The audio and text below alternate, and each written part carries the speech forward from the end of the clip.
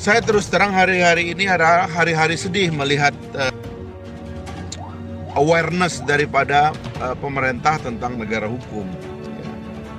Ada degradasi yang luar biasa tentang konsepsi negara hukum, sehingga negara hukum ini tidak semakin tegak.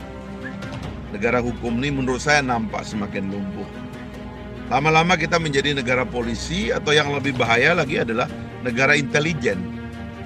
Ya, negara didrive oleh pengintipan.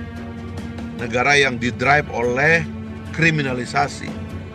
Negara mengembangkan teror untuk menimbulkan keteraturan. Ini nggak boleh terjadi.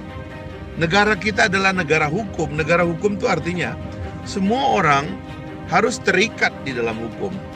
Kalau pasal 27 mengatakan segala warga negara bersamaan kedudukannya di dalam hukum dan pemerintahan dan wajib menjunjung tinggi hukum itu dengan tanpa ada kecualinya. Jadi tidak ada kecualinya. Polisi harus taat hukum, jaksa harus taat hukum, hakim harus taat hukum. Ya, pejabat harus taat hukum, rakyat harus taat hukum, tetapi rakyat hanya akan dengan sukacita taat hukum apabila pejabatnya taat hukum, apabila penegak hukumnya taat hukum. Jangan ada falsafah seolah-olah hukum itu hanya bagi rakyat, orang yang mau dikriminalisasi. Ini yang disebut bukan negara hukum, ini negara kekuasaan. Yang disebut Makstat itu. Ketika hukum seolah-olah hanya bagi rakyat, hanya bagi orang biasa.